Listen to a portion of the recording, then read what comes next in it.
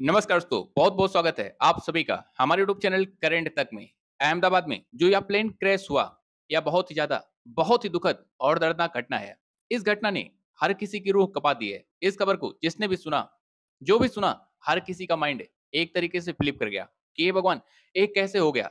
क्योंकि ऐसी घटना के बारे में कोई सपने भी नहीं सोच सकता था कि लोग उसमें बैठे हुए हैं, लंदन जाने के लिए उड़ान भरा और उड़ते ही वो क्रैश हो गया। पता नहीं क्या टेक्निकल फॉल्ट आया, क्या हुआ? बेहद अनुभवी पायलट उसे चला रहे थे, मगर फिर भी सीधे मेडिकल हॉस्टल पर जा गिरा, जहां 60 डॉक्टर खाना खा रहे थे। फिलहाल तो इन सब के बारे में ज्यादा हम बात नहीं करेंगे, क्योंकि ये सब कुछ आपने टीवी में, सोशल मीडिया पर सब कुछ देख लिया होगा या फिर पढ़ लिया होगा। इसीलिए इस हादसे से जुड़ी कुछ ऐसी जानकारियां देने वाला हूं, 3 ऐसे खुलासे करने वाला हूं, जिसे हर किसी को जानना चाहिए, जो ये सवाल खड़ा कर रहे हैं कि कहीं इस घटना में पाकिस्तान के साथ अमेरिका का भी इन्वॉल्वमेंट तो नहीं है। मैं पॉइंट द पॉइंट आपको बताऊंगा, आप ध्यान से सुनिएगा। यहाँ पर मैं पहले ही आप लोगों को बता दूं कि मेरा उद्देश्य किसी साजिश की तरफ इशारा करना बिल्कुल भी नहीं है, मगर फिर भी आपको इसे देखना चाहिए। पहले आप इस वीडियो को देखिए, उसके बाद हम आपको सारा एडम्स नाम की एक महिला का वो ट्वीट दिखाएंगे, जो बहुत कुछ कह रहा है, जो बहुत कुछ बयां कर रहा है, जिसे उसने 9 तारीख को ट्वीट किया था। और उसने अपने ट्वीट में ये दावा किया था कि भारत में कुछ बहुत बड़ा होने वाला है ऑपरेशन। पहले आप इस वीडियो को देखिए, फिर मैं आपको उसके ट्वीट के बारे में बताऊंगा। ये वीडियो उस वक्त की है जब यह बोइंग 787 अहमदाबाद एयरपोर्ट से टेक ऑफ किया था, और ठीक उसी समय कोई शख्स उसका वीडियो बना रहा था और ये सारी घटना कैमरे में कैद हो जाती है। खैर, ये भी हो सकता है कि अभी एक संयोग रहा हो, क्योंकि आमतौर पर रील बनाने का जमाना है, तो लोग अक्सर इस तरह के वीडियो बनाते रहते हैं जब कोई प्लेन टेक ऑफ करता है या फिर लैंड करता है। इसलिए इसे एक संयोग मानकर निगलेक्ट कर देते हैं कि भाई किसी ने बना लिया होगा। मगर अब आप इस ट्वीट को देखिए, जिसे सारा एडम्स नाम की एक महिला ने ट्वीट किया है। यहाँ पर ध्यान दीजिएगा कि ये ट्वीट 9 तारीख को किया गया था। ये ट्वीट 9 तारीख का है और घटना कब की है? 12 तारीख की है। मतलब हादसे के 3 दिन पहले ये ट्वीट किया गया था, और अपने इस ट्वीट में वह दावा करती है कि भारत में कुछ बहुत बड़ा होने वाला है ऑपरेशन, और शायद यह इतना बड़ा होगा कि कोई इसका अंदाजा नहीं लगा सकेगा। इसके लिए बाकायदा अफगानिस्तान में प्लानिंग हो चुकी है। भारत पर हमले की योजना दक्षिण में अल-कायदा शिविर में बनाई जा रही है, और उन्होंने कहा कि ये सब कुछ 2-3 दिन के अंदर भारत में होगा और पूरी दुनिया देखेगी। सारा एडम्स के इस ट्वीट पर बहुत से लोगों ने अपनी प्रतिक्रिया भी दी है और रिट्वीट करते हुए लिखा है कि भारतीय सुरक्षा एजेंसियों को इस पर ध्यान देना चाहिए। हो सकता है कि यह एक भ्रामक बात हो, मगर फिर भी इसे गंभीरता से लिया जाना चाहिए। यहाँ पर सवाल ये भी उठता है कि ये सारा एडम्स कौन है? तो सारा एडम्स के बारे में कोई जानकारी उपलब्ध नहीं है, मगर कुछ लोग उनको लेकर ये भी दावा कर रहे हैं, ये भी कयास लगा रहे हैं कि ये एफबीआई की लेडी है। ये नियमित रूप से एफबीआई के संपर्क में रहती है। दावा तो ये तक किया जा रहा है कि अमेरिका की खुफिया एजेंसी सीआईए के लिए भी काम कर चुकी है। माना जाता है कि साउथ एशिया में उनके सूत्र बहुत ही स्ट्रांग है। ऐसे में अगर सारा एडम्स ने यह कहा है कि अफगानिस्तान में बैठक हुई है और अलकायदा के आतंकी भी उसमें शामिल हैं, और यहाँ पर जो सबसे ध्यान देने वाली बात है वो है कि इस हादसे के 3 दिन पहले ये ट्वीट किया गया था कि भारत में कुछ बहुत बड़ा होने वाला है ऑपरेशन, और यह शायद इतना बड़ा होगा कि कोई अंदाजा नहीं लगा सकेगा। इसके लिए बाकायदा अफगानिस्तान में प्लानिंग की गई है। भारत में हमले की योजना दक्षिण में अल-कायदा शिविर में भी बनाई गई है। कुछ दावों में तो ये तक कहा गया है कि कुछ पाकिस्तानी आतंकी भी शामिल हो सकते हैं। ऐसे में मुझे लगता है कि इस ट्वीट को भारतीय सुरक्षा एजेंसियों को और भारत सरकार को गंभीरता से लेना चाहिए और इसकी जांच होनी चाहिए। इसके अलावा जो सबसे बड़ी खबर है, वैसे तो ये खबर साल 2019 की है, मगर इस खबर की इस यात्रा विमान दुर्घटना से बहुत बड़ा कनेक्शन है।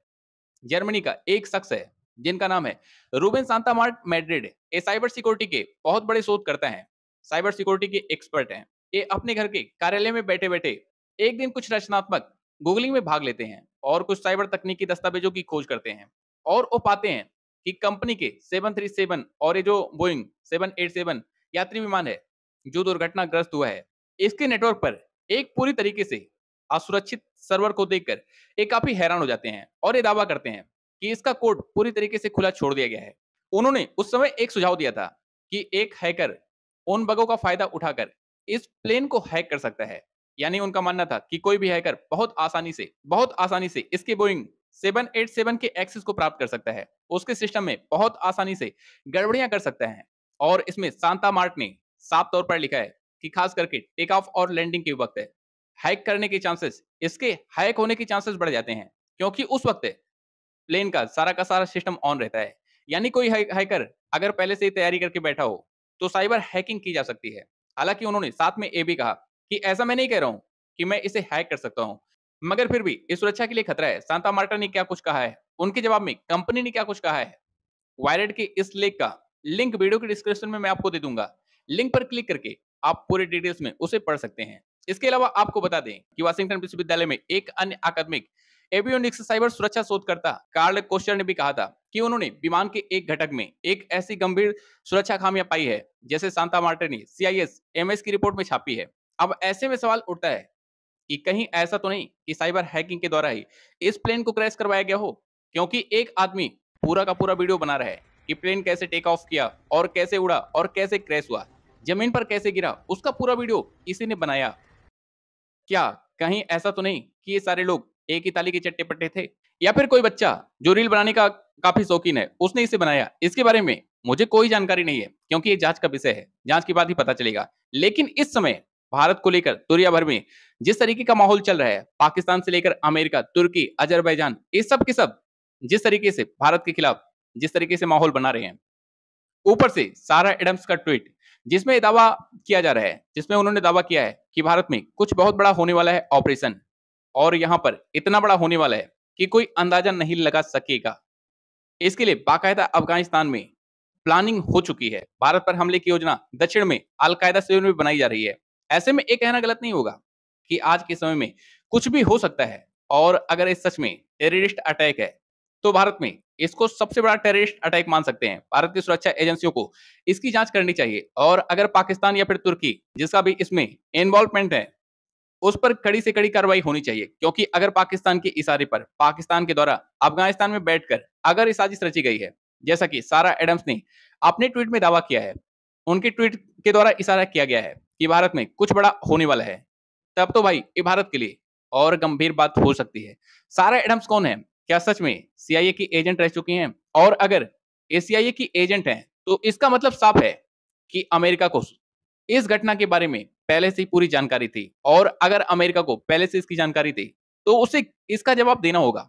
क्योंकि यहां पर सवाल उठेगा कि कहीं ऐसा तो नहीं ये पाकिस्तान और अमेरिका दोनों की साजिश है। क्योंकि जब से भारत ने पाकिस्तान के नूर खान एयरबेस को बम से उड़ाया है, तबाह किया है, तब से ही अमेरिका पगलाया हुआ है। दावा तो ये तक किया जा रहा है कि पाकिस्तान के नूर खान एयरबेस को अमेरिका इस्तेमाल करता था, और वहां पर अमेरिका के न्यूक्लियर वेपन भी मौजूद थे जो भारतीय हमले में पूरी तरह से बर्बाद हो चुके हैं।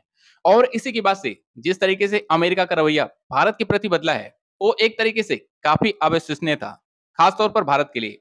या ये भी कह सकते हैं कि अमेरिका का असली चेहरा दुनिया के सामने उजागर हो गया, भारत के सामने आ गया। जैसा कि आप देख रहे हैं कि आज के समय में किस तरीके से अमेरिका पाकिस्तान का, खासतौर पर असीम मुनीर और अमेरिका का जिस तरीके से गठजोड़ चल रहा है, आपने खबर पढ़ी होगी, आपको पता होगा कि किस तरीके से असीम मुनीर के लिए अमेरिका से निमंत्रण आया है, अमेरिका से बुलावा आया है कि आप अमेरिका आइए।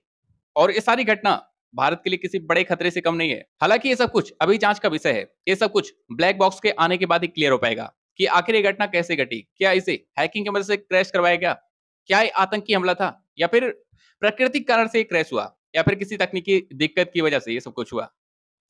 ये सब कुछ जांच के बाद ही सामने आएगा। लेकिन अगर इसमें सच में अमेरिका और पाकिस्तान का हाथ है तो भाई साहब इतना याद रखना कि साउथ एशिया की पूरी डेमोग्राफी, पूरा का पूरा नक्शा बदलने वाला है। बता दें कि यहाँ पर भारत के लिए जो सबसे अच्छी खबर है वो ये है कि अब ट्रंप भारत के सामने झुक चुके हैं। उन्हें भी भारत की ताकत और महत्व का एहसास हो चुका है। उन्होंने इस प्लेन क्रैश पर क्या कुछ कहा, पहले उसे सुनिए। The plane crash was terrible. I've already told them anything we can do. It's a big country, a strong country. They'll handle it, I'm sure. But I let them know that anything we can do, we'll be over there immediately. But it was a horrific crash. It looks like most are gone. They actually maybe have a couple survivors, which is just heard. But that was a horrible crash. Nobody knows. Nobody has any idea what it might be.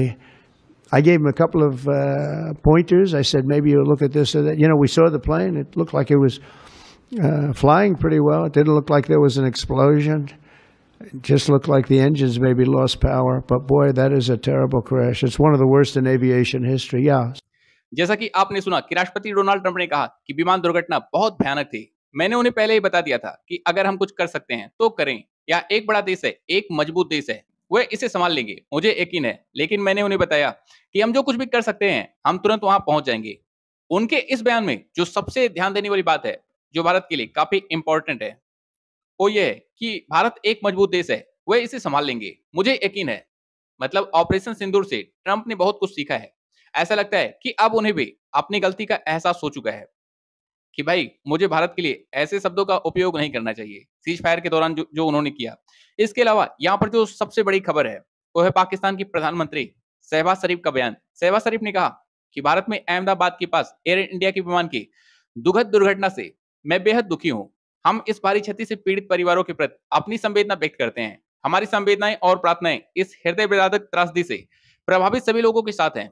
भाई यहाँ पर सवाल ये भी उठता है कि पहलगाम हमले में 26 बेगुनाहों की जान लेने वाला पाकिस्तान अचानक कैसे भारत के प्रति इतना दरिया दिली हो गया।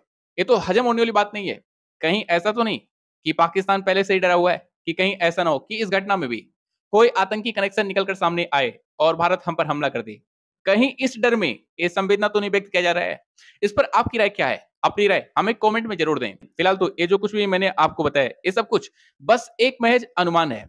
बाकी ब्लैक बॉक्स में जांच के बाद क्या सामने निकल कर आएगा, ये तो देखने वाली बात होगी। फिलहाल तो इस पूरी घटना पर, इस पूरी खबर पर आप क्या कुछ कहना चाहेंगे? अपनी राय हमें कमेंट में जरूर दें। नमस्कार।